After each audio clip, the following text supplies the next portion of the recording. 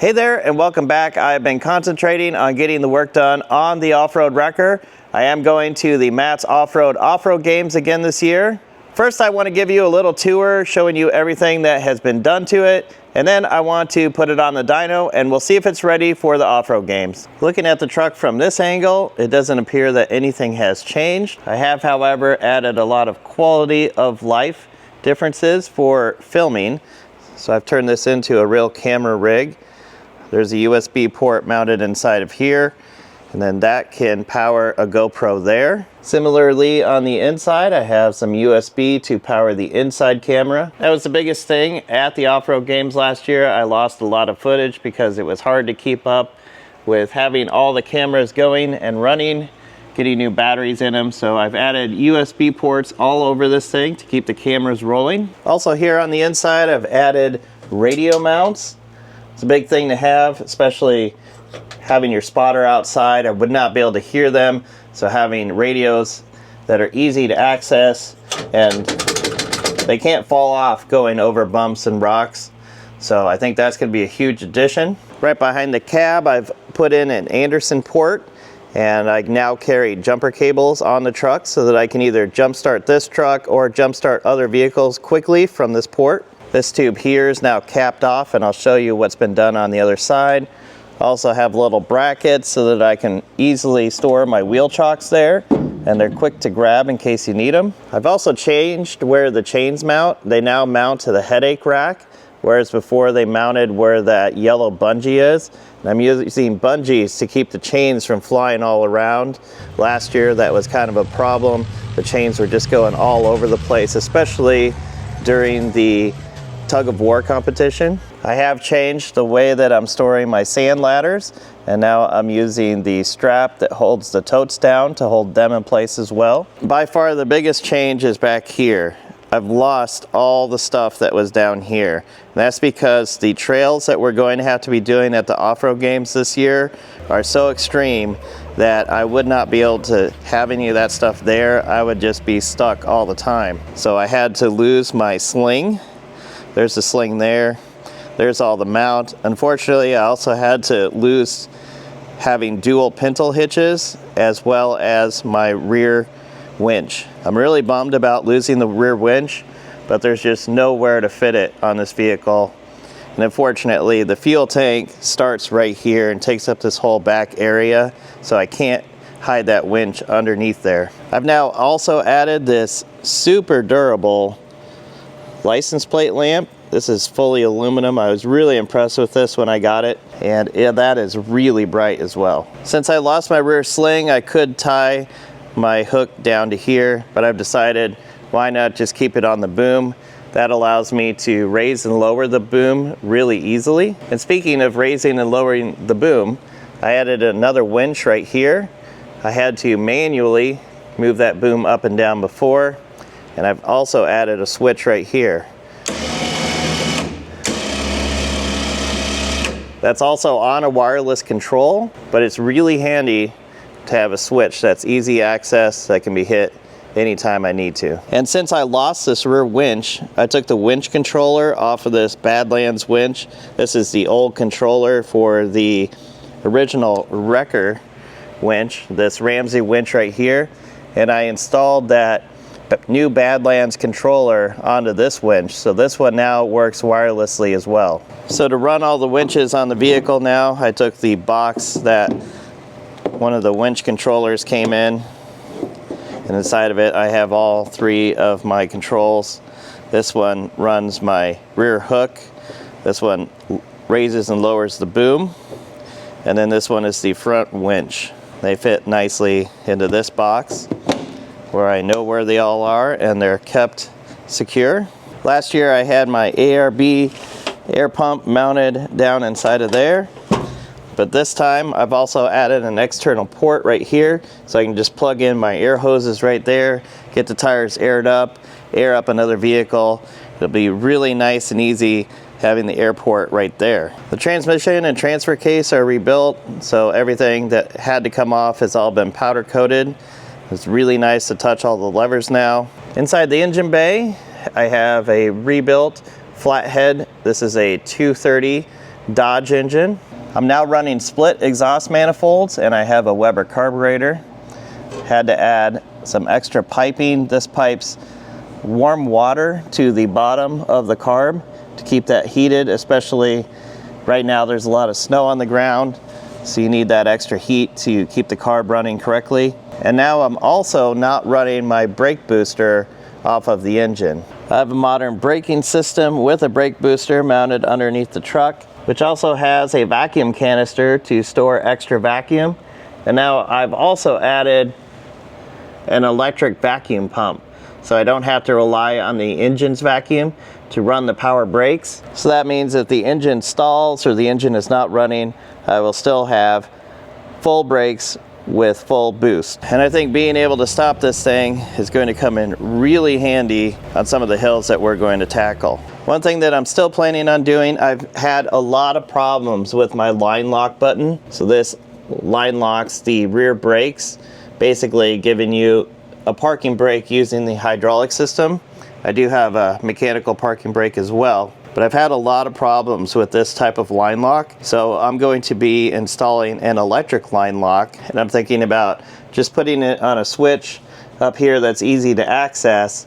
That way I can hit the brakes, flip the switch, it'll lock up all the brakes, and if nothing else, it'll give me about 60 seconds of brake pressure in order to just take a breath and decide what I'm going to do if I'm stalled on a hill somewhere. And I almost forgot, I got some new recovery gear. This is from Yankum Ropes. At the games last year, I got a Matt's off-road recovery strap, as well as 2 of the soft shackles. I've been keeping the rope and the soft shackles in the box that they came in. Really, this is all that I would need for the games, but I thought that I would order a few extra things. And I've been putting off opening this until I could open it on this video. This is a bag that I can store the recovery rope and soft shackles in. This is going to be much better to carry the rope around in.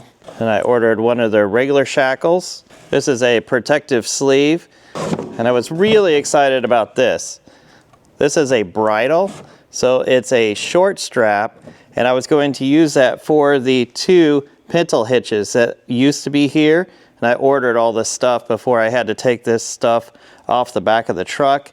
But that's okay, because now I can use this on a vehicle that I'm going to tow out. So I can use 2 anchor points on a vehicle that I'm recovering and hopefully not damage their vehicle. This is a ring that turns your wire rope into a snatch block like this. And I was mostly intending to use this with the rear winch, which I've also now removed, but this will work perfectly fine with the front winch as well. So still good to have this. That way I have a snatch block that I can use with the rope on the front winch. And the last item, they call this a shackle mount for a receiver. And I did have a trailer hitch that I had designed and put back here. Unfortunately, I also had to lose that. So this was going to go here. Allow for a really nice place to put a soft shackle through. Of course, my pintle hitch works just fine as well. So even though I can't use it on this vehicle, I can use it on any of my other 4x4s, or I can use this to recover other vehicles. So if they don't have a good anchor point to put into the receiver on their trailer hitch and I need to pull them backwards, I can stick this in there and then tie my soft shackle to that. So this is something that I'll still carry with the wrecker, but I'll use it for recovering other people. To recap, here's my new recovery gear, my Matt's off-road recovery rope from last year, my soft shackle receiver. I've got a sleeve, the winch ring, a new soft shackle, and the bridle. And Yankum was nice enough to give me a discount code for you guys, so if you want to save 10% off of anything that Yankum sells, use the code TWWC. So that's This Week with Cars. Use the code TWWC and you'll get 10% off everything in the store. We got a lot of snow last night, so let's get the wrecker out. Let's play around in the snow a little bit and then get it on the dyno.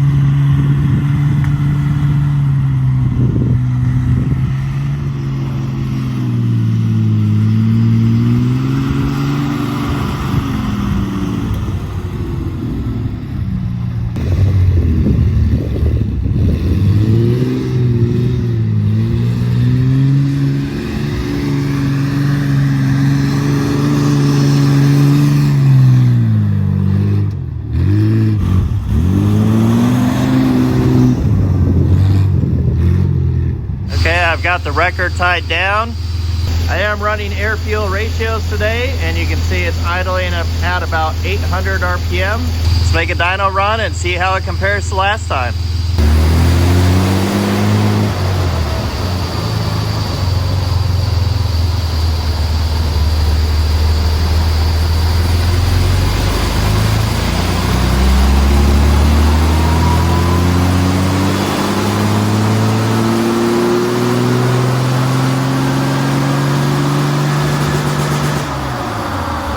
Okay, let's take a look at the results. The red is last time I ran this truck, and the blue is right now. So last time I had 44 horsepower. This time I'm making 37.5 horsepower. And it looks like last time I was not running a rev limiter. This time I am. That's why the graph does not go as far. The rev limiter is about 3,000 RPM, and I was bouncing off of that. And because of that, I only got up to 51 miles per hour instead of the 63 miles per hour that I did last time. Down here, I'm also graphing the air-fuel ratio, but that's not real important right now. We're not really seeing a correlation between the air-fuel ratio and horsepower. So I think the first place I'm going to start to try to get some power back is adjusting the timing.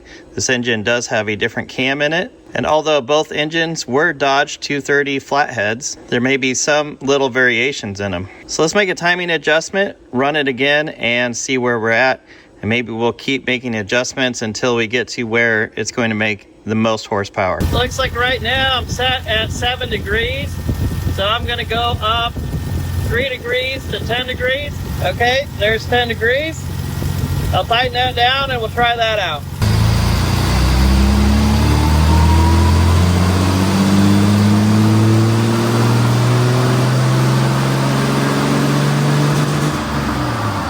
Okay, let's look at the results. The green is the last run, so we're gaining on our horsepower. The horsepower lines are almost lined up, so we're almost getting back to where we were. So I think I'm gonna dial in another 2 degrees of timing. I'll make another run and we'll see where that one comes out. I ran it a couple more times and it looks like it's the most happy at 10 degrees of timing. So I'm going to reset it to that. If I want to take the wrecker any further, I'm going to need to go to bigger jets on the carburetor. So here's my Weber kit.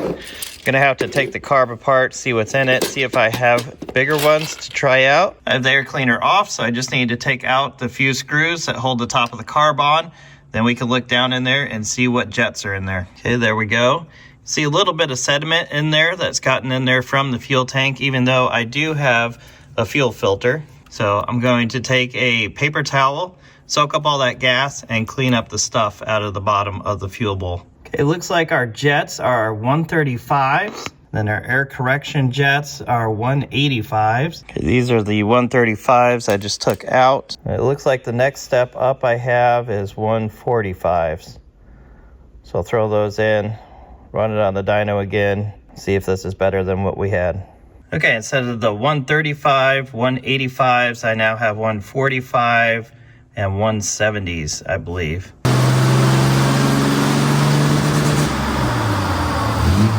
Okay, looks like that's the best number that I've ever had. That's 45 horsepower. Now these old numbers, the 4366, I think that was before I ever had power steering on this truck. I'd have to go back and check, but if now I'm driving the power steering pump and I have 45 horsepower at the rear wheels, that is definitely the best number that I've ever seen. Down here, this is the latest graph, this dark green here. You can see we're circling around stoichiometric there, and so that dropped it way down closer to where we should be. I think maybe I might even want to go a little bit richer. All right, I've jumped up again. I have 150s down there, and then these are 180s up here.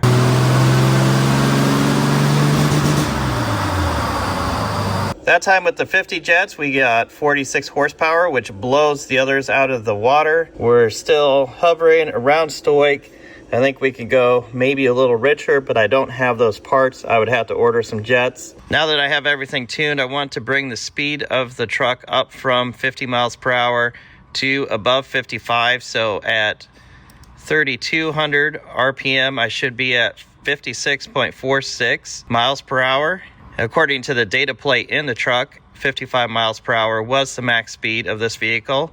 So I'm going to switch the chip on my rev limiter to a 3200 up from the 3000. And of course I'll take these with me in case I want to change them when we get there. Changing the RPM is real easy. I just unplug the chip that's in it, plug this one in. My rev limiter is mounted underneath the dashboard, and you can see the old chip right there. And that's all there is to it. Now I'm back to doing 55 miles per hour. Well, I think besides installing my electric line lock and actually getting this there, this truck is ready for the off-road games. So the next time you see this will be in Utah.